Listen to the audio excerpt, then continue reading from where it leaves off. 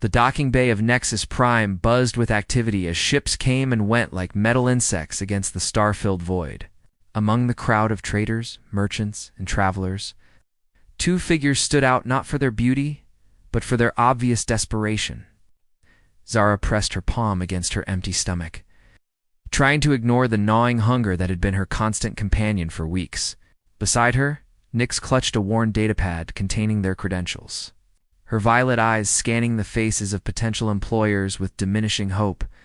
They were Caridian refugees, survivors of a plague that had swept through their homeworld like wildfire.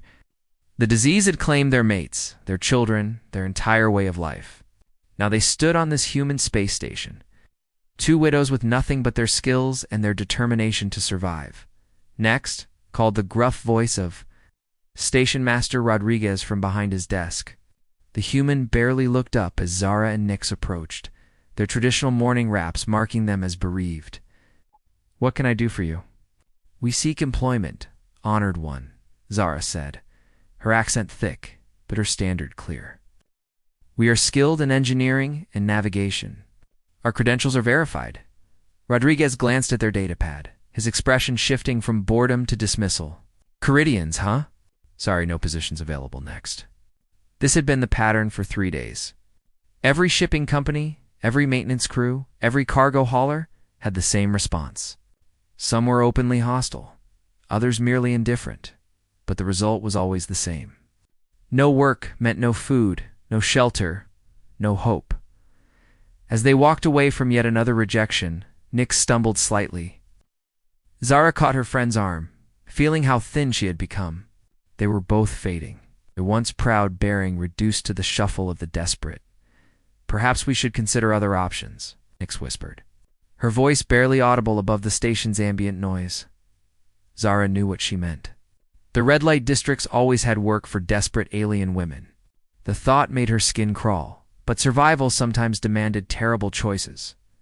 "Not yet," Zara replied firmly. "There must be someone." That's when they heard the voice behind them. "Excuse me, ladies." They turned to see a human male approaching, tall and lean, with graying temples and kind eyes. His clothes marked him as a ship captain, the worn leather jacket and confident stride unmistakable. This was Marcus Kane, owner of the cargo vessel Stellar Dawn, though they didn't know it yet. "I couldn't help but overhear," Marcus continued, his voice gentle. "You're looking for work?" Zara straightened, hope flickering in her chest like a candle in the wind. "Yes, Captain. We are experienced workers." Zara specializes in fusion drive maintenance, and Nyx is certified in astrogation systems. Marcus studied them both, noting their dignity despite their obvious hunger. Something in their bearing reminded him of soldiers he'd known, people who had lost everything but refused to surrender their honor. "I might have positions available," he said slowly. "The pay isn't much, but it includes meals and quarters. Standard contract, no special conditions." The widows exchanged glances, scarcely daring to believe their luck. After so many rejections, this felt like a miracle. "We accept," Zara said quickly. Before he could change his mind, Marcus smiled, the expression transforming his weathered features. "Good, the Stellar Dawn is in Bay 7. Report there at 0800 tomorrow. And ladies," he paused, meeting their eyes, "everyone deserves a second chance. Don't let the bigots convince you otherwise." As he walked away, Zara felt tears threatening to fall for the first time since leaving Caredia. Beside her, Nyx gripped her hand tightly, both women overwhelmed by this unexpected kindness from a stranger who had seen their worth when no one else would. Building bridges the Stellar. Dawn was not the largest ship in the docking bay, but she was well maintained and obviously loved. Her hull gleamed with fresh repairs, and her engines hummed with quiet efficiency. As Zara and Nyx stood at the airlock the next morning, they felt both excitement and apprehension about this new chapter in there. Lives. Marcus greeted them with hot coffee and warm pastries. Simple gestures that meant more than he could know to two women who had been surviving on scraps. The ship's galley was small but cozy, with worn cushions and faded photos that spoke of years of faithful service. "Welcome aboard," Marcus said, settling across from them with his own cup.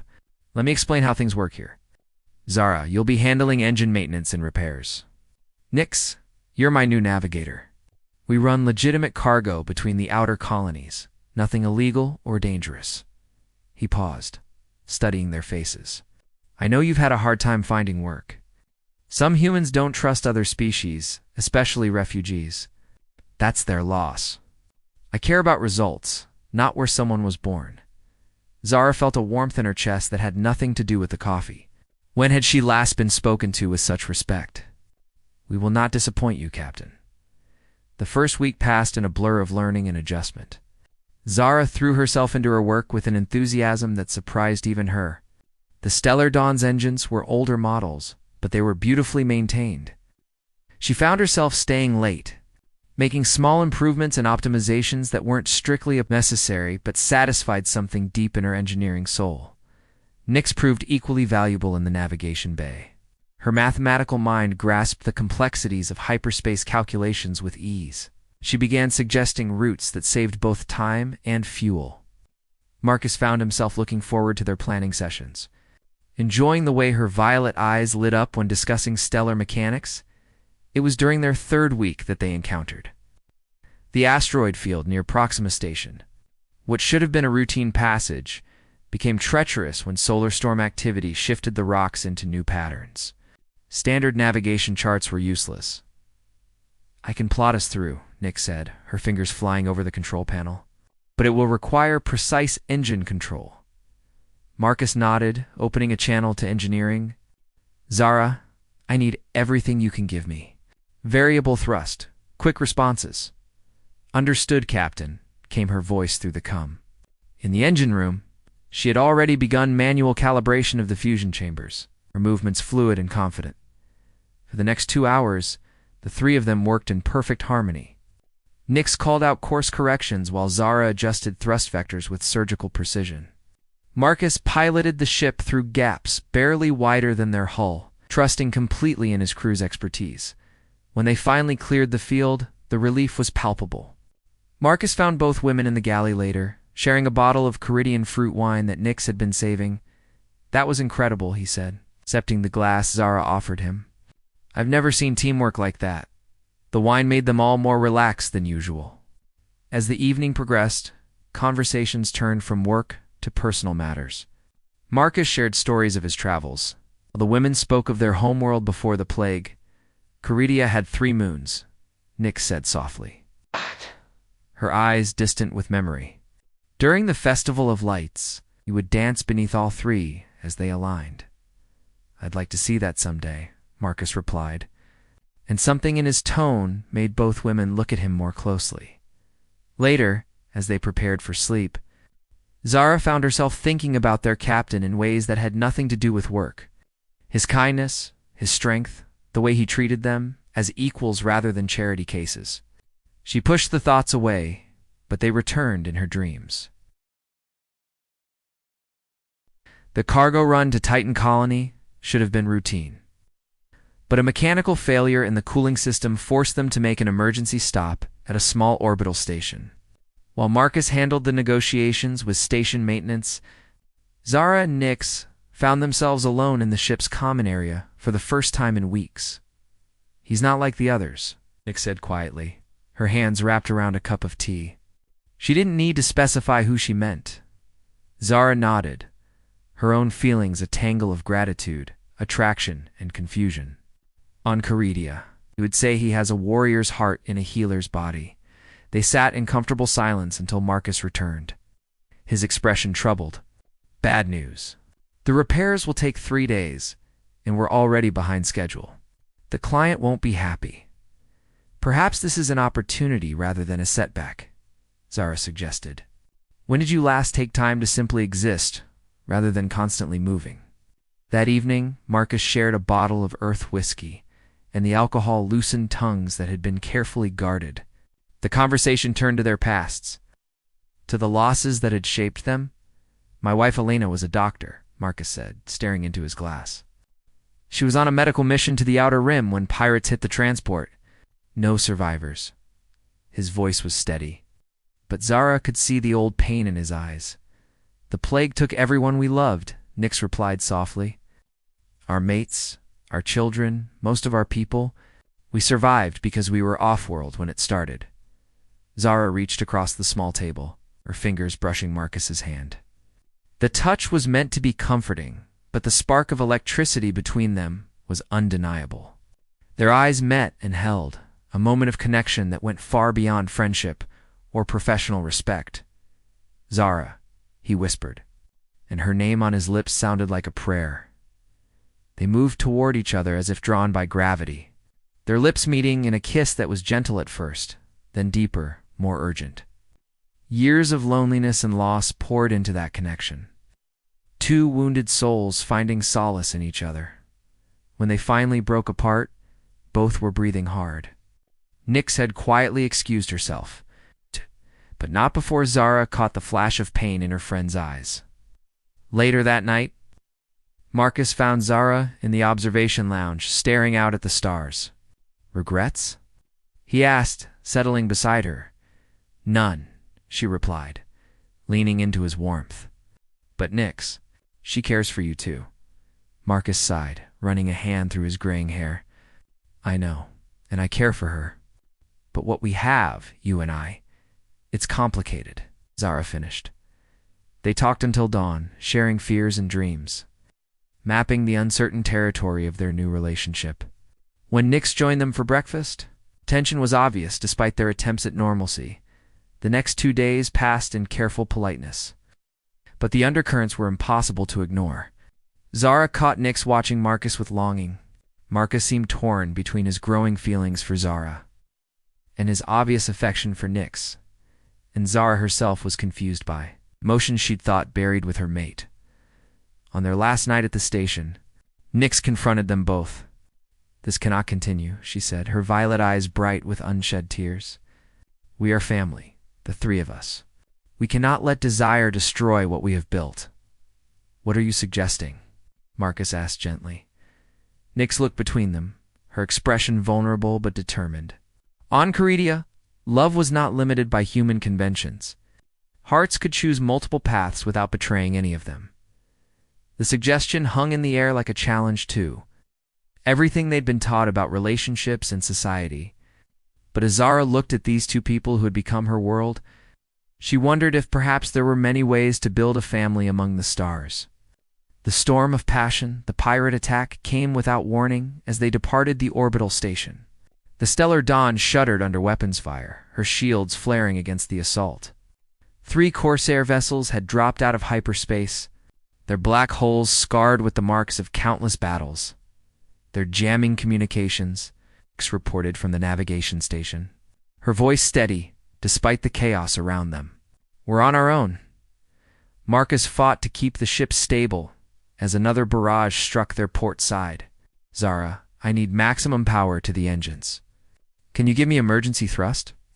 In the engine room, Zara's hands flew over the controls, rerouting power and pushing the fusion reactors beyond their safety limits. Sweat beaded on her forehead as the temperature climbed, but she held her position. "Engines at 120%, Marcus? I can hold this for maybe 10 minutes. The next few moments were a deadly dance among the asteroids they'd been using for cover. Marcus piloted with skills honed by years of dodging pirates and worse, while Nyx calculated escape vectors on the fly. But they were outnumbered and outgunned. "Hull breach on Deck 3, the computer announced in its maddeningly calm voice. "Life support compromised." That's when Zara made a decision that would haunt her for days afterward. Abandoning her post, she ran to the weapons control station and began targeting the lead pirate vessel. Her engineering knowledge of ship systems made her surprisingly effective at finding weak points in their enemies. Armor. The battle raged for what felt like hours, but was probably only minutes. When the last pirate ship limped away into hyperspace, the Stellar Dawn was battered but intact. More importantly, all 3 of them were alive. They found themselves in the cargo hold afterward, checking for damage and breathing hard from the adrenaline crash. The near-death experience had stripped away all pretense and careful politeness. "I thought I'd lost you both," Marcus said, pulling first Zara, then Nyx, into fierce embraces. "We're stronger together," Nyx whispered against his shoulder. "The 3 of us, we're meant to be together." What happened next felt as inevitable as the pull of gravity. Their relief at surviving transformed into something deeper, more primal. Hands found skin, lips found lips, and the boundaries between them dissolved like morning mist, Zara felt. Marcus's strong hands on her waist while Nyx's gentle touch traced the curve of her cheek. The guilt she'd expected never came. Instead, there was only rightness, as if the universe had finally clicked into its proper alignment. They made love with desperate passion, years of loneliness and loss pouring out in whispered endearments and gentle caresses. Marcus worshipped both women with equal devotion, while they found in each other a completeness that neither had imagined possible. Later, as they lay entwined on the cargo hold floor, breathing slowly returning to normal, reality began to intrude. Society wouldn't understand. The authorities might even prosecute them for violating public decency laws on some worlds. Whatever comes next, Marcus said softly, we face it together. All three of us. Zara curled closer to him, her hand finding Nyx's across his chest. Together, she agreed. But even as they spoke of unity, challenges loomed. How would they explain their relationship to clients and authorities? Could they really build a life that defied every social convention they'd ever known? The questions could wait. For now, they had each other, and that was enough.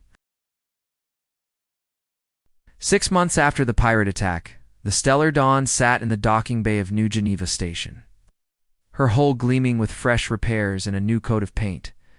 The ship looked prosperous, successful, and she was. Kane Shipping had grown from a one-ship operation to a small but thriving cargo company in their expanded quarters.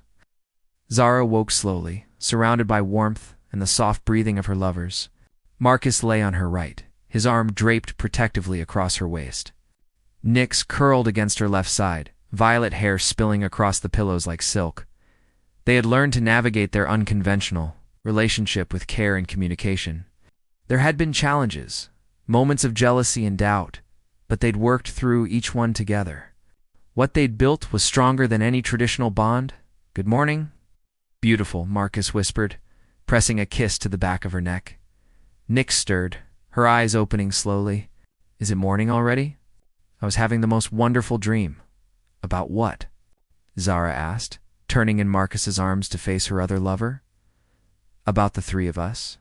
Old and gray, still flying together among the stars. Nyx's smile was soft and content.